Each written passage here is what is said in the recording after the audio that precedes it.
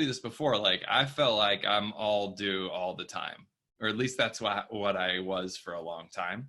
Mm-hmm. You know, the things I have to do around the house, the things I have to do for work, the things I have to do for this, the things and it was just like a long list of stuff to nug out.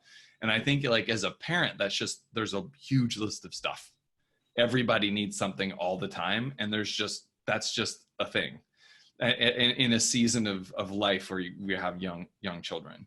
Yeah. And I think it was in some of those coaching discussions and things where I started to discover like, wait a minute, there's a body connected to the head. Wait a minute. What is this thing they're talking about being? I don't even, and I think a lot of people kind of live there every day.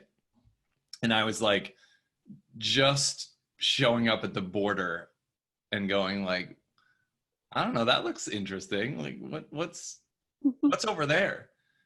And it was foreign. So I think that was all fresh for me.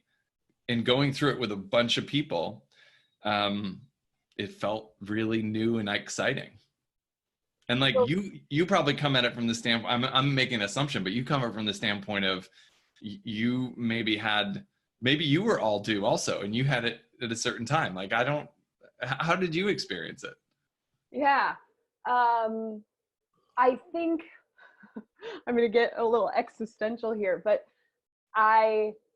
what I loved so much about our coaching classes and that circle of, 25 people, 30 people, was that I felt like the invitation to be was bigger than anything else.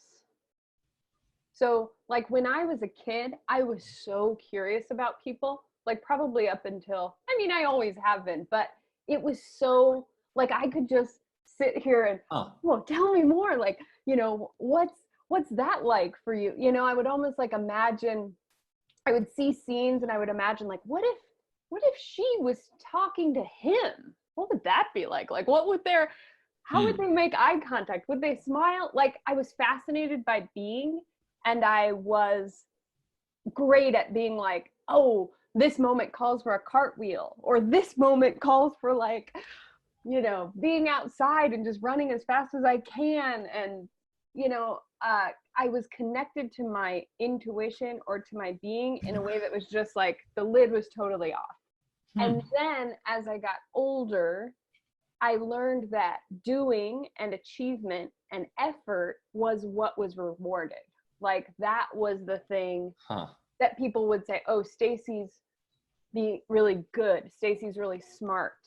This sort of like external validation of that wasn't really coming from being. Being was like, sit down. Like not the time for cartwheels, not the time for a choreographed dance.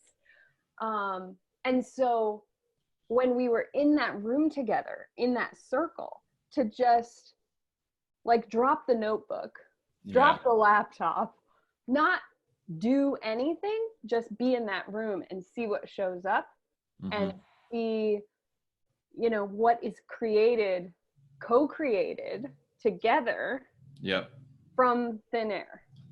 I completely understand the cartwheel piece.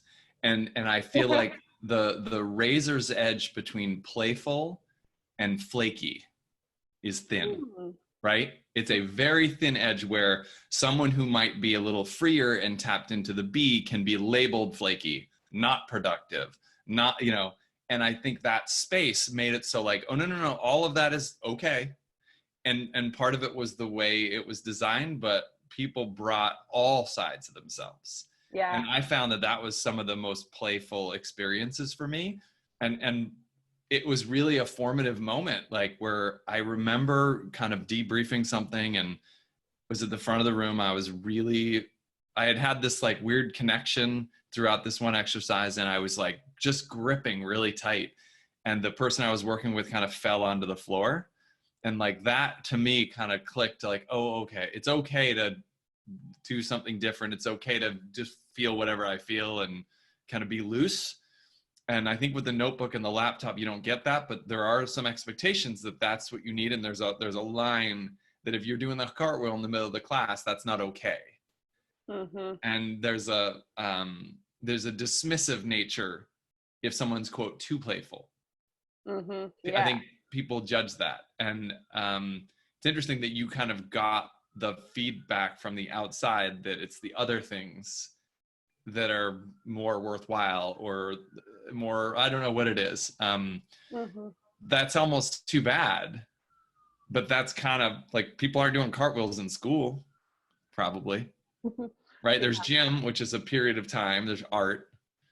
But I think we're building doers in some sense. I think there's a lot of schools that have like amazing EQ programs, and they definitely are kind of getting that broader context. And so I don't want to be dismissive of that, but I still feel like,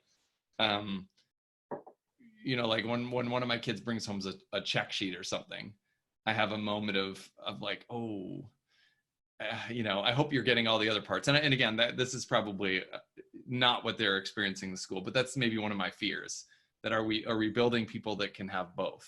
And is it okay to have both, you know? Yeah. Yeah. And I think being in our courses and looking at, you know, I remember this exercise that we did around commitment. Yeah. And looking at how different perspectives on commitment, like, oh, commitment is like a straitjacket, or commitment makes creativity and like movement possible. And I remember thinking about different choices that I'd made in my life, whether it was tuned into my internal kind of connection with myself being territory, or if it was tuned into that external validation. Oh, good job, Stacy. Achievement, hustling, going territory. Yeah, I had someone say that to me like a few months ago. They said, you know, because I'm still a pretty goal-oriented, achievement-oriented person for the most part. And they said, what if you do all that stuff and that wasn't it? And I was like, air challenge. Because it was in the context of a relationship conversation. It was like, what if that wasn't, what if you're wrong? And I'm like, wow. Well, that's going to be a tricky situation. You know, I think back to that commitment exercise. Yeah. And I remember that was the first time where the person I was working with surprised me. And not that there weren't surprises, but like I was working with someone and she leapt over the line first. And we were like having like a sidebar as we were getting up to that commitment line. And like, it was like the Grinch thing. Like she got 10 sizes bigger than I'd ever seen a person. And I'm like, whew. And that is really, really enticing to want to be there for that transformational moment where somebody sees who they really are, or sees how big they can be, or figures out a size that's right for them and they step right into it. That to me is a magical moment. And whether it happens for me or whether it happens for someone else, that is just such an attractive place to be, is like with somebody in that place. What do you remember what your commitment was all about? Like, do you remember that? Yeah. Well, that was when I had my Stevie Nicks moment. And I wanted more Stevie. I wanted to show up as more like autonomous and more, you know, Fleetwood Mac, these are great songs, but I'm doing a solo album. You know, I wanted to build the part of me that could trust that I could do this on my own, that I could create a life that more reflected, and I guess it's a being thing, like more reflected me, instead of a life that really hid in the doing, because that's what I was doing. I was hiding in that doing and sort of plugging into worthiness or importance by, you know, just cranking instead of really showing up. Yeah, that if the do and the be can be working in concert, that can be pretty powerful. I've found that it is not. When you said like the I don't remember the exact words, but almost like the reflection. How did you say it? I already forgot. Yeah. But I think it was basically like, is there a disconnect between what you're doing and who you are, or what you're feeling, or It's is also what you like come go ahead. from. Like, am I coming from Yeah. a place within myself that feels connected and reflects me, or am I coming from, oh, all these other people or these external sources seem to like this version of me better, or seem to like when I'm accomplishing, doing, checking the boxes. Well, some of that is the work of coaching, right? Like, Yeah. I want this. Why do I want this? Right. Who am I? Who am I really? Those kind of things. And I've found that I've had to like use my do energy to trick myself into doing things that are be things.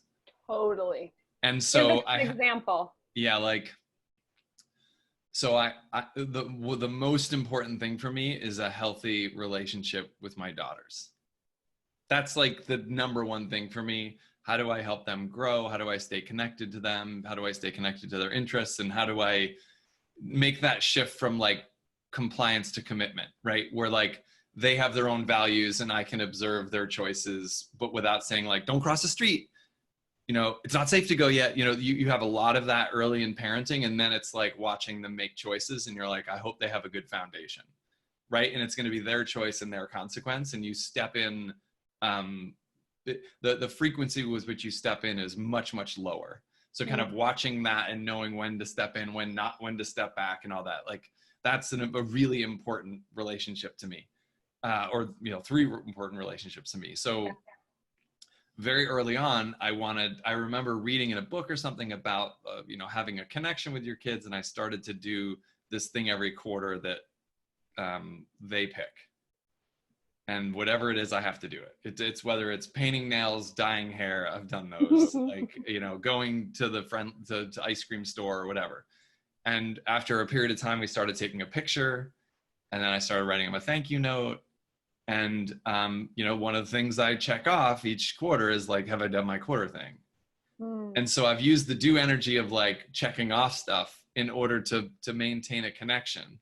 And in some cases I've missed, and in some cases I haven't, but that's an example of like, I know this is important to me.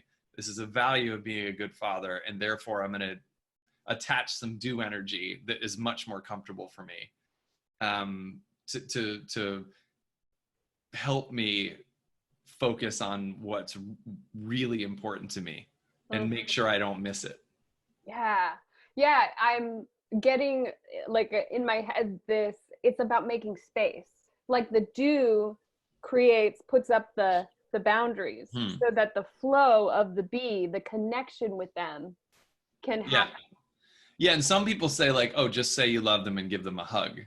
And I'm like, yeah, well, that too. If it's not necessarily a natural everyday thing, right? I think using wherever your strengths are, and if your strength is do, then use the do, just make sure it's connected to the core. Yeah. I want to talk about something yesterday when we were talking about doing and being and kind of how it's different now, maybe. Yeah.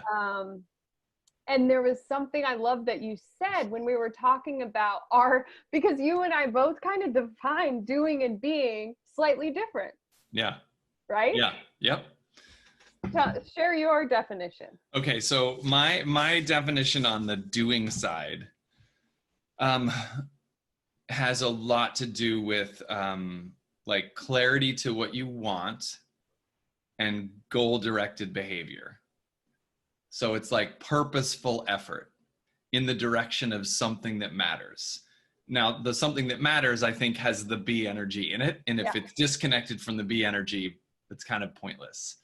Like someone might say to me, like, you run a lot. Like, why do you run? And I can say, I love the connection of my friends. I love the control of trying to put together the perfect equation to get from A to B, and like all the different variables of how to get there, of like what you're eating, what you're drinking, all this stuff.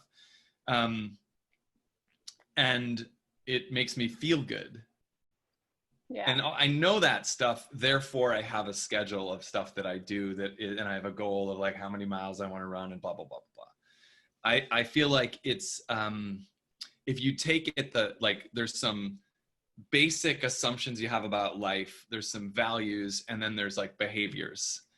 And so sometimes I'll go behavior down and sometimes I go like assumption and values up. So the doing for me is about habits and systems to get the things you want. And if the thing you want is freedom, then maybe you have a meditation practice, right? If the thing that you want are really deep relationships, so maybe you make space and time to call people every week. And I think for me, it's it doesn't matter which way it's going, kind of, you know, behaviors down or values up, as long as there's a connection between them. And I think the doing for me is a lot about effort, practice, discipline, goals, and those kind of things. On their own can be dangerous. If connected to the Chewy center, then I think it can be, you know, I'll bet you there's a lot of entrepreneurs that have some pretty good do energy. And maybe over time they start to turn into philanthropy as they get more connected to their be over time. But that do energy is really powerful. And if you want something and you put in the effort to get it, you get it. Yeah. And, you know, I think if I had to like bottom line it, it's goals, effort, practice, and like systems. Goals, effort, practice, systems. Yeah. Okay. I like it. Yeah. And you and I talked about this too, where I remember having a moment where like there was this exercise and we had to use intuition. And, you know, I was accessing all these different parts of my brain, and then the exercise ended and the woman who was leading it said, "Now, where did you feel that intuition in your body?" And I was like, there's a body? Like, you can do a cartwheel? Like, what? What's happening? Yeah. So, you know, I think there are definitely times where I've operated in like 99% do energy. And then I've brought in more B. So you mentioned kind of you were connected to the B, then you had a period of do, and then you had a reconnection B. Like, what's your definition of the B side? Yeah, the B side. It's an album. I know. Let's make one. To me, being is connection. So being is connection with myself, connection with others, connection with the world, perhaps even connection with the divine, or, you know, whatever we want to call the bigger force. But it's sensory, you know, it's like connection with myself right now. Like I'm sitting in a pretty uncomfortable chair, so I put a pillow down. I've got a rose scented candle here. I've got my coffee. Like, it was important for me for this call to set up what is going to support me in showing up more fully. And to me, it's like tactical, not, let's throw that word out. It's sensory. It's like tuning into what I need so that I can be fully present here with you, and we can, you know, tune in together and go on this journey together. And to me, being is like sort of letting go a little bit of the outcome, letting go of the map, just like what we're doing in this conversation. Like, there's no destination, there's no like solved, like got it, but there's a shift in awareness made possible through our connection and our time together and our presence. So that to me feels like there's a little dash of do. I'm going to think about the things I want to have in my environment, and I'm going to set my environment up. I had one of those where I said, I'm going to put on the Cookie Monster socks to remember to be playful. Like, that was my smidge of B. I'm going to have my coffee. I'm going to have this. I think, though, that the idea, like when you went like this, like, yeah, like, I love that. I love that. Like, feeling of accomplishment. Mm-hmm.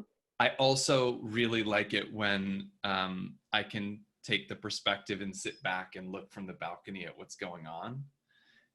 And I love that you did that in this, because I started to think as you were talking, like, what do I have the stuff around me that I like? You've got your big coffee. I know.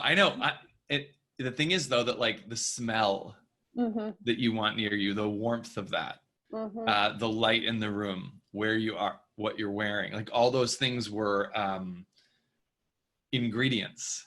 Yeah. And they all can be. And I think that gives like a broader palette of options for how you choose to be, or how you choose to show up. And like you have that around you, and I guarantee somewhere there's a stack of note cards with stuff to do on them. And I put them so I couldn't see them, but I know they're there. Oh yeah, they're there. And I think that I guess wherever your balance is, like people are not going to be 50-50. They're going to be leaning one way or the other. Yeah. But I don't remember who said this to me, but they said, well, balancing is a verb. Mm. So you're kind of constantly adjusting it to be like, is this right? Like, is my environment right? Do I feel like I'm accomplishing what's appropriate for who I am and who I want to be? And it's that scale and the act of kind of like tink, tink, tink, tink, tink, tink to try to get it right. Right. Well, that's the game. Yeah. And I'm realizing while we're talking right now that I have some judgment around doing, because for a lot of years I hid in the doing. Yep. So I have some like old, baggage around it. Yep. Like a story that tells me that being is better and doing isn't. Well, it can be like a more evolved position potentially. And, the flip side of it is like, I think there's a lot of being in a jam band parking lot grilled cheese stand that I just am not like down to be a part of. You know what I mean? Like, say that again. Well, in a jam band parking lot. Okay. There's some people selling grilled cheese. Can you put that background on your Zoom for me for the? Which one? I'm just kidding. Jam band grilled cheese parking lot. All right. So like jam band. Okay. Got it. And I love that energy, but that's not enough for me. Yeah. There's a, I don't want to say a productivity to life. That's not the right language, but like, what does it all mean to me isn't just the connection. There's some sort of like impact or the connections that lead to people feeling better about themselves. And if that means like when I think about someone who wrote a book that like is formative, like I love Stephen Covey's 7 Habits. Yeah. That was a labor of love for that guy. And whether you like him, you don't like him, the idea of like getting in touch with yourself, beginning with the end in mind, writing your eulogy, like those are the kind of things that I think get people more connected and not just to themselves, but to the world and others. And I agree that I feel that judgment sometimes, not necessarily from you, but even myself, that like I judge the do energy. Mm-hmm. I think that it is a balance though. And for me, if it's too much be, I don't feel like I'm contributing. Contributing. And maybe it's the contribution that like, when I think about like Vietnam War protests, that was a lot of B energy directed. And I'll kind of take like, a lot of B energy centering in Haight-Ashbury, but then radiating out, leading to like people doing something to stop something that they didn't believe in. And that's B energy. Who do we want to be as a nation? In a do way. You got to get your boots on and walk and write signs. And I think that's the integration of those two things. I do think that where you have a little bit of judgment on the do side, I carry the same on the B side. That it's like, I'll take some B, but like not every day. Interesting. Or like just enough. And again, like you roll back like where that comes from. I think your comment of like hiding in the do, I'm either still hiding in the do, or have experienced a level of B that is too much for me in the past. Right. And I'm like, and I think it's one of those things where like, is my hand going clockwise or counterclockwise? Well, for me, it's going counterclockwise. Yeah, and for me, it's going clockwise. So Right. it's like a point of view thing. Like we're both right. Why am I upside down in the spoon? Yeah. Yeah. So